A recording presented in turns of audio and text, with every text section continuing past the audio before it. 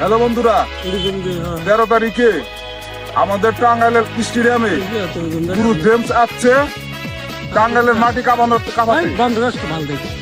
আমাদের সবার নিমন্ত্রণ অথবা দাওয়াত রইল।